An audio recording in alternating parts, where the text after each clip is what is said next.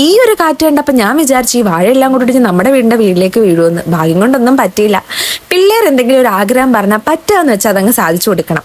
മഴ കണ്ടപ്പോഴത്തേക്ക് പിള്ളേർക്ക് ബോട്ട് ഉണ്ടാക്കിയേ പറ്റും. അപ്പോഴേക്കും ഞാൻ എന്നിലെ കലയെ പുറത്തെടുത്താണ്ട് പിള്ളേർക്ക് ബോട്ട് ഉണ്ടാക്കി കൊടുത്തു. ബോട്ട് ഉണ്ടാക്കി കൊടുത്തപ്പോഴത്തേക്ക് ദണ്ടേ ഒരാൾ നേരെ പോയി റെയിൻകോട്ട് എടുത്തോണ്ട് നിൽക്കുക. കുഞ്ഞാബാ നമുക്ക് പോയി ബോട്ട് എടുക്കാം. പിന്നെ ഞാൻ ഒന്നും നോക്കിയില്ല, ഈ കൊച്ചുകുരുപ്പിനെയും കൂടെ പറക്കി എടുത്തോണ്ട് നേരെ ബോട്ട് എടുക്കാനുള്ള ഒരു സ്ഥലം തപ്പിപ്പോയി.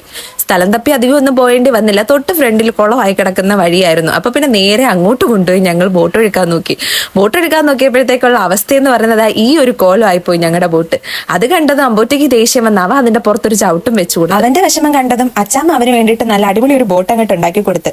അന്നേരം എന്റെ ബോട്ട് ഒഴിക്കേണ്ട ഇങ്ങനൊന്നും അല്ലാന്ന് പറഞ്ഞിട്ട് അവന്റെ മാമൻ ഏതോ രീതിയിൽ ഒഴിക്കാന്നും പറഞ്ഞുകൊണ്ട് മേടിച്ചോണ്ട് പോകുന്നത് കണ്ട് അങ്ങനെ ഞങ്ങളുടെ ബോട്ടിനെ താണ്ട് നേരെ അഷ്ടമുടി കായലിലോട്ട് ഒഴുക്കി ഇട്ടിട്ടുണ്ട്. എല്ലാം കഴിഞ്ഞ് വീട്ടിൽ വന്നപ്പോഴത്തേക്ക് കറണ്ട് ഇല്ലാഞ്ഞപ്പോൾ എനിക്കൊരു ആഗ്രഹം നല്ലൊരു കട്ടൻ ഇട്ട് കുടിക്കണമെന്ന്. അങ്ങനെ മഴയത്ത് ഞങ്ങൾ എല്ലാവരും കൂടെ ഒരുമിച്ചിരുന്ന് കട്ടനൊക്കെ ഇട്ട് പിടിച്ച് അതിന്റെ കൂടെ റസ്കും കൂടെ കൂട്ടി കഴിച്ച്. അപ്പൊ ഈ ഒക്കെ ഒരു മൊമെന്റ് എന്ന് പറയുന്നത് നമുക്ക് എപ്പോഴും മനസ്സ് സൂക്ഷിക്കാനുള്ളത് തന്നെയാണ്. അപ്പൊ മഴയൊക്കെ അല്ലേ, എല്ലാവരും സേഫ് ആയിട്ട് ഹാപ്പി ആയിട്ട് ഇരിക്കുമെന്ന് ഞാൻ പ്രതീക്ഷിക്കുന്നു. അപ്പൊ നമ്മുടെ വീഡിയോ ഇത്രയേ ഉള്ളൂ. അടുത്തൊരു വീഡിയോയിൽ കാണാം. ബൈ.